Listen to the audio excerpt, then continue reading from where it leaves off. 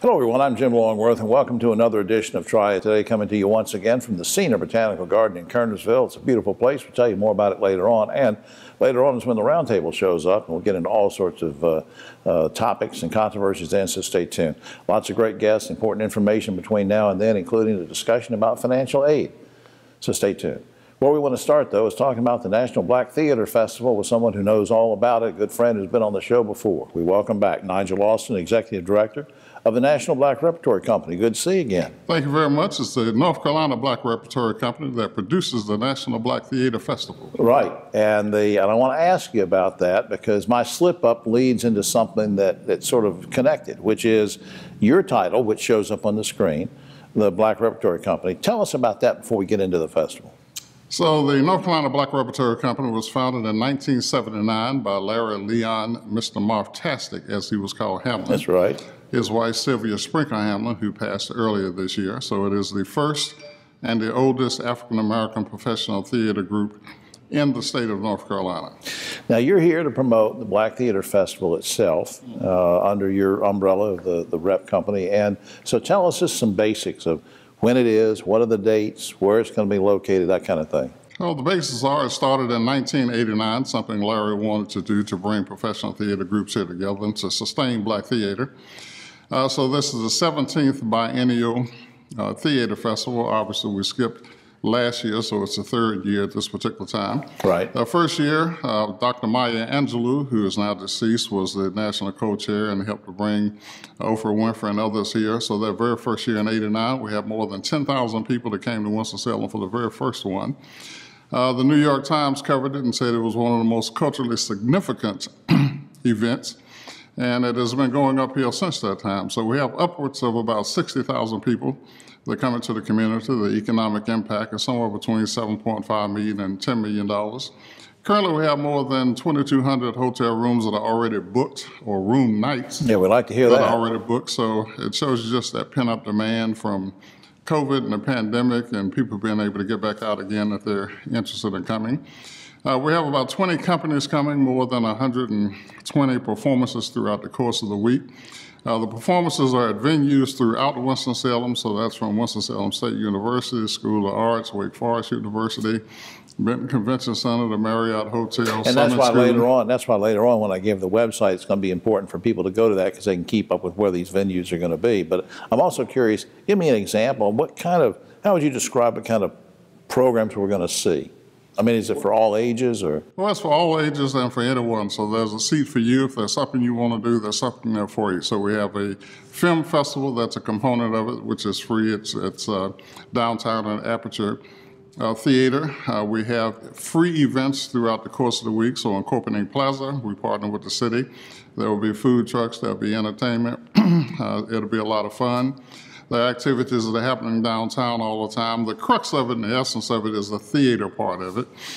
Theater is going on every day. On Monday, August the 2nd, is the gala. The celebrity reception is Sunday the 1st. The gala is on Monday night, followed by performance.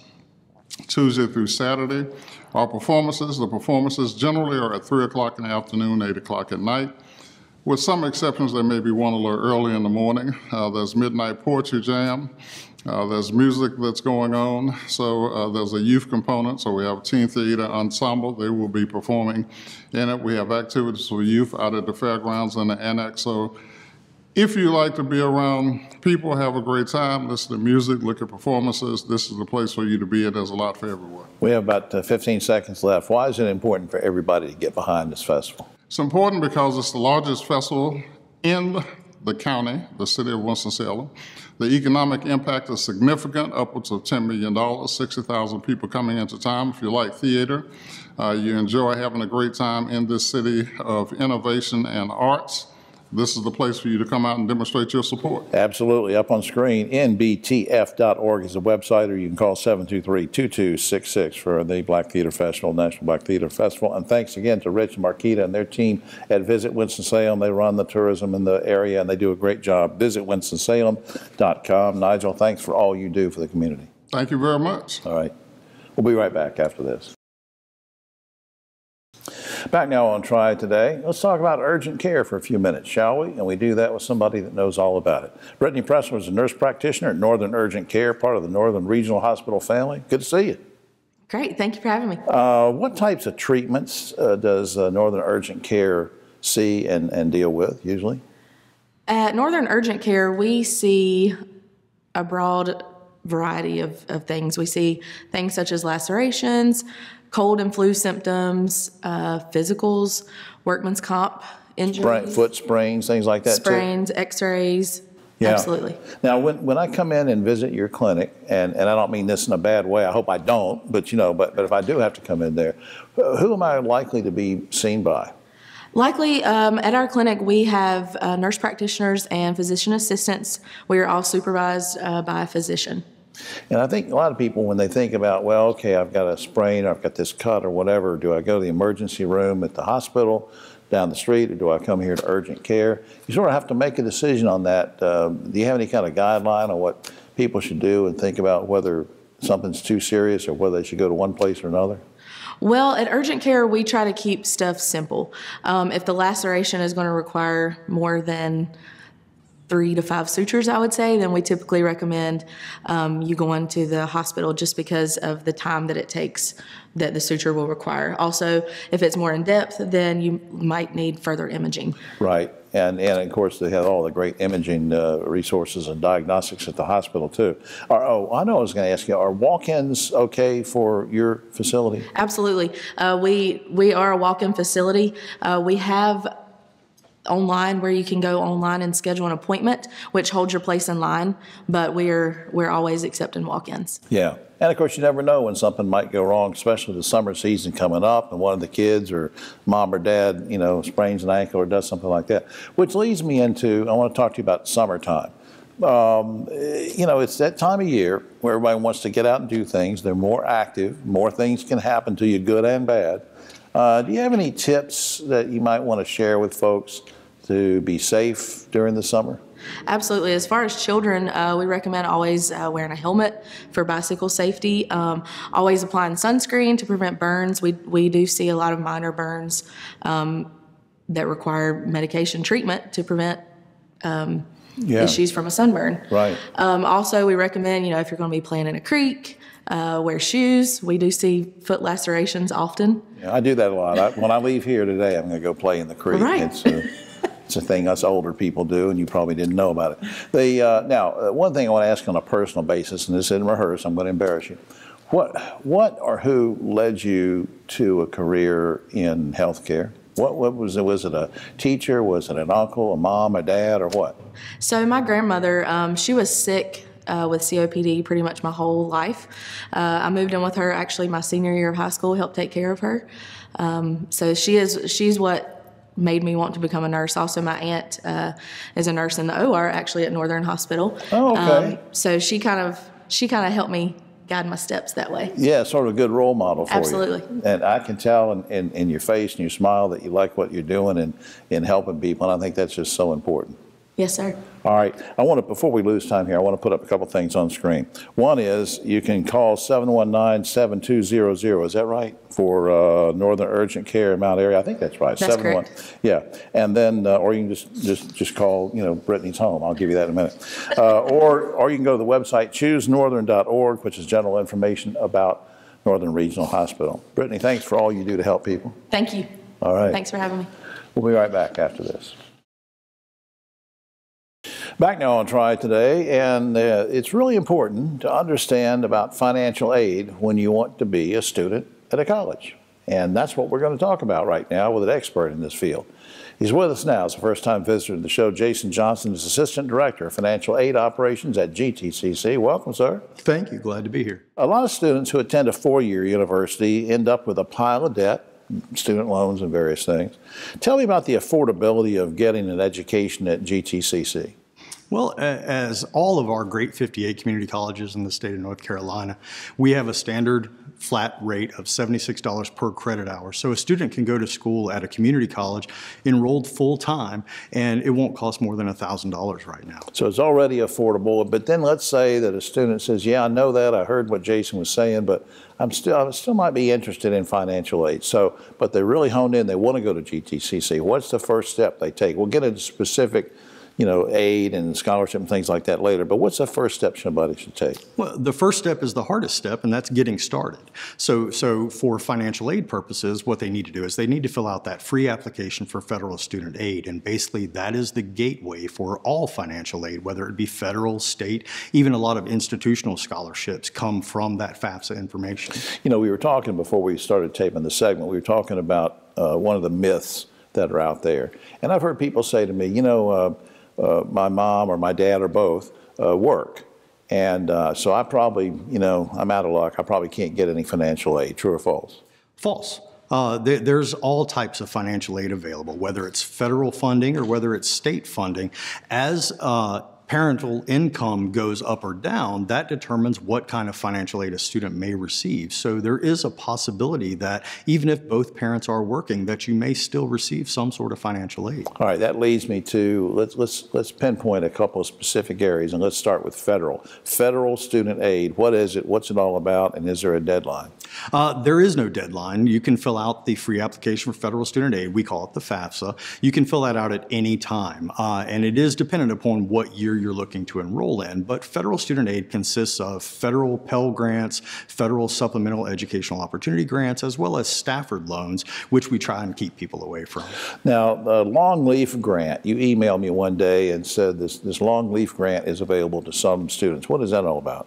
So the Longleaf Commitment Grant is available for 2022 North Carolina high school graduates starting this fall at any of the great 58 community colleges in North Carolina. So it's pretty accessible then for all those kids coming out of high school. Now also, you said something to me in an email about something called Access Amazing Scholarship. That's the GTCC deal of its own, isn't it? That is. Tell me all about that. So the Access Amazing is specific to GTCC. It is available for Guilford County high school graduates, and what that means is whether it be a public, private, or registered homeschool, or even an adult high school equivalency degree from GTCC, you may be eligible to receive this opportunity specifically at GTCC.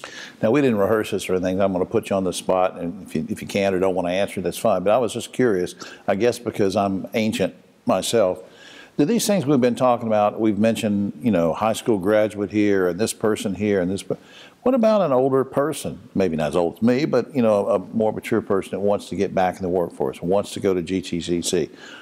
Are they out of luck for financial aid or what? Not at all. Not at all. The financial aid is available for anyone who takes the time to fill out that FAFSA and try and at least go back to school. We have multiple opportunities, whether it's somebody who's just looking to get back into the workforce and take what we call continuing education workforce development program courses, or whether it's someone who wants to go in and get their associate's degree in, let's just say, paralegal, for instance. Right. There's plenty of opportunities for everyone in the Triad. We have just a few seconds left. I want to ask you, what's gratifying to you about the job that you do? Watching our students walk across the stage and get that degree. We're behind the scenes, but we get to go to that graduation every year, and it's wonderful seeing all of these various people from our community graduate. You're like a proud parent behind the scenes. That's aren't you? exactly there right. You go. That's exactly right. Up on the screen, www.gtcc.edu. gtcc.edu. Be sure to fill out those applications that Jason was talking about. And again, thanks for all you do for all of your kids. They're all your kids now. Thanks, right. Jason. Thank you, Jim. All right. We'll be right back after this. Back now on Triad Today, and time to have a talk with Mr. Theater, fresh from some surgery that he had, and he is healing up from that, and we're so glad to have him back just about full steam. Talking about, of course, Dave Briggs, director of High Point Theater. Welcome back, sir. Thanks, Jim. It's always great to be here. Yeah, I'm glad the knee is healing up. And doing really well, yeah. I'm not running. I'm not David Daggett. I won't be doing triathlon. Yeah, David would, I don't know when people are going to watch this particular show, but David just did a triathlon and an Ironman thing in Germany. Anyway, All right, now, first thing I want to go over before we get to some really big events, our area, unfortunately, has seen some spikes in COVID cases. Because of that, people are now saying, well, I better go back to this, wear this mask, social distance, whatever. Bring me up to speed on the protocols for High Point Theater. Well, we're still doing the traditional protocols that are required by the Department of Health and Human Services. If you want to wear a mask, certainly wear a mask. We fog after each event.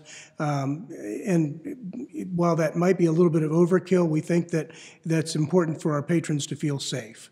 And but we are wide open. We're not socially distanced seating or anything like that. All right, and as I said, we'll get to some big shows that people can see in just a minute. The other thing I had on my mind was, since we're sort of into the new season thing, is this a good time to buy season tickets? It is. In fact, this is the time to buy season tickets.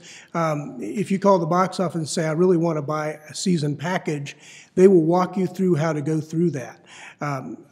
What we are doing now is we're rolling out our shows basically one at a time, so that not all 26 shows go on sale at the same time. Oh, I got you. And that way we can give a little more special attention to some of these shows that as they go on sale.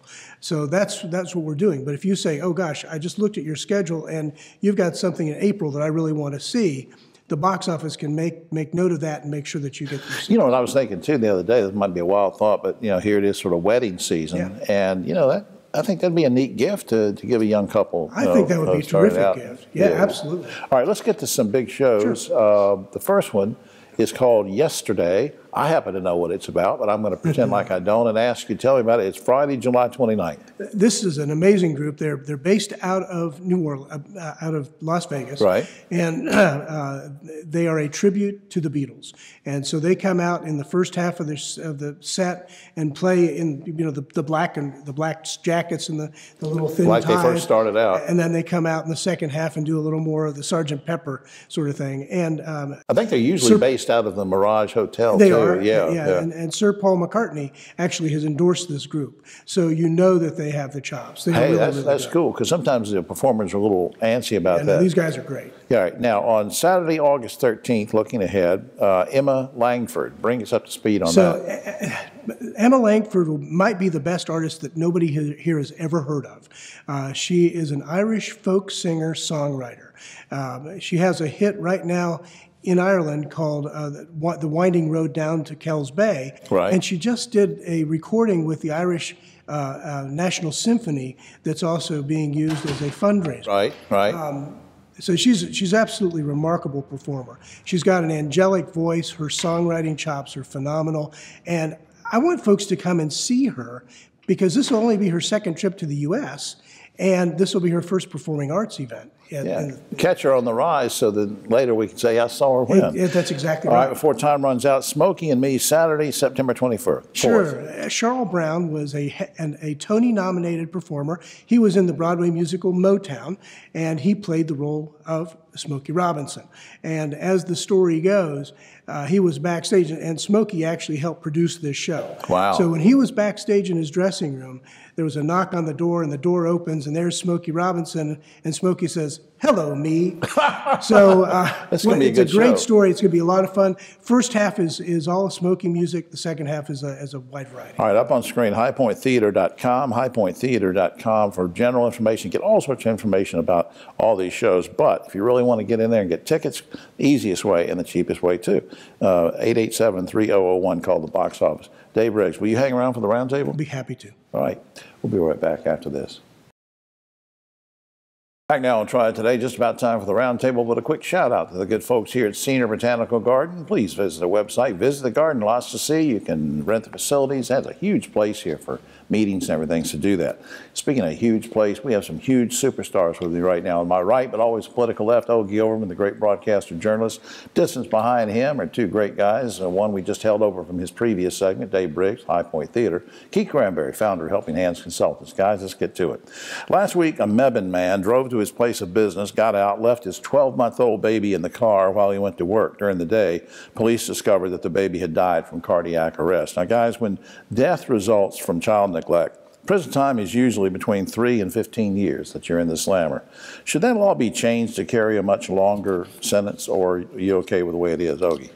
Yeah, you know, tragic though it is, I mean, this guy is going to be living in his own personal hell for the rest of his life. So I don't think stiffening the penalty is going to do a bit of good. Mr. Briggs. I absolutely agree with Ogie on that. You will never not remember that day.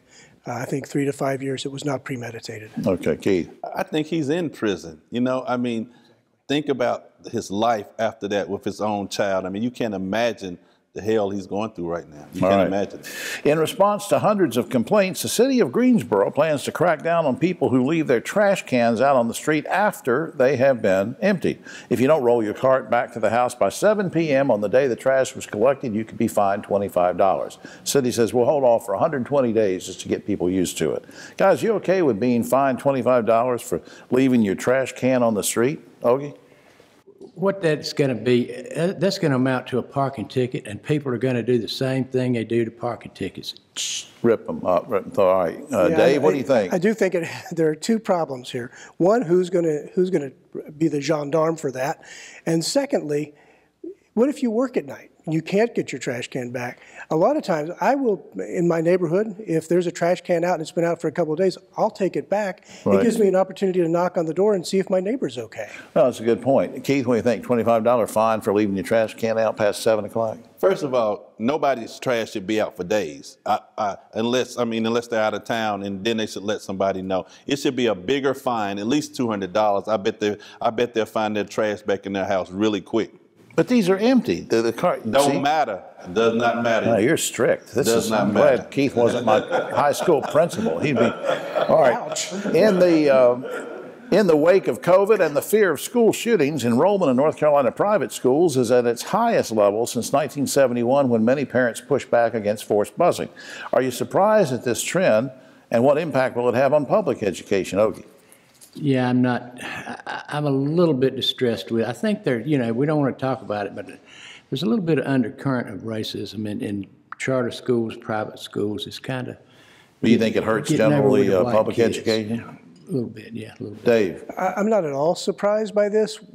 There might be an upside on this is that it limits the number of students who are in the classroom, and maybe students who are there are going to be able to get better one-on-one. I'm with Ogie. I think that why are people enrolling folks in private schools? What is that saying about our public schools? And in the poor performing public schools, what are we saying about those, and why are people leaving those schools? Yeah, we understand. And beyond performance, there's a whole safety issue too of school shootings. All right, the city of Greensboro and Guilford County continue to offer the Atlantic Coast Conference a number of perks to keep its headquarters in Greensboro. Latest one is, hey, we'll rename the Coliseum and call it the ACC Coliseum. Meanwhile, state lawmakers have put up $15 million to make sure that the headquarters stays somewhere in the state. Two questions: will the ACC stay in Greensboro? And if it relocates to Charlotte or Raleigh, should Triad tax dollars help the ACC move out of the Triad, Ogie? I'm just furious about this, Jim. I tell you, this Jim Phillips guy, we ought to run him out of town for one thing. Every Guilford County legislator better get on the ball and fight this thing any way they can. Introduce bills making Greensboro the permanent home of the ACC. This just makes me sick. Yeah, it's only been here for... Mecklenburg County is running the whole show. Yeah, 70 years has been here. Dave? Yeah, I don't see them staying. I hate it. And then the second part of that question is, the state's putting up $15 million. That's all of our money. That's not just the money from the folks in Mecklenburg County. Right. No, it's not right. Keith? I think it should stay. I mean, Greensboro and ACC is synonymous with each other. There's no reason why anyone should allow the ACC to leave Greensboro, North Carolina. All right. Winston-Salem City Council just approved spending $1 million for a 16-foot wide sculpture of metal dandelion, a metal flower that will overlook Salem Parkway. Are you guys okay with taxpayers footing the bill for $1 million flower sculpture, Ogie? I know you like the arts, but come on. I like anything that makes no sense whatsoever and costs a lot of money. I'm serious. Towns do that, and it becomes raving success because it's meaningless. The Gateway Arch, the Space Needle, there's hundreds of examples of towns doing stupid things, and they turn out great. Dave, $1 million dandelion? They do sometimes become a mecca for folks to come see things. I do wonder, however, if there was a budget line for public art that they're using. It came through the Public Arts Commission quickly, Keith. I think $1 million should be for schools and education.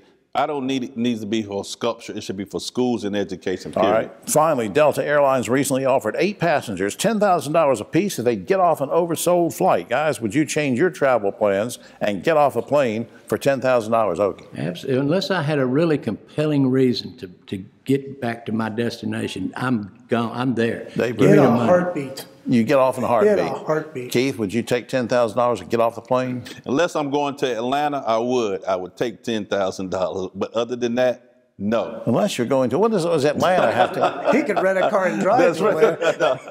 There's his brain works on a whole higher level than all right.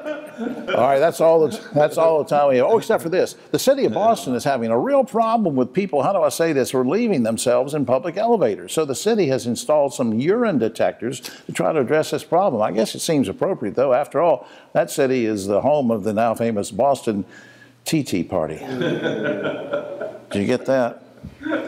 For all of us here, I'm Jim, whoever I am. Try it today. We'll see you next week.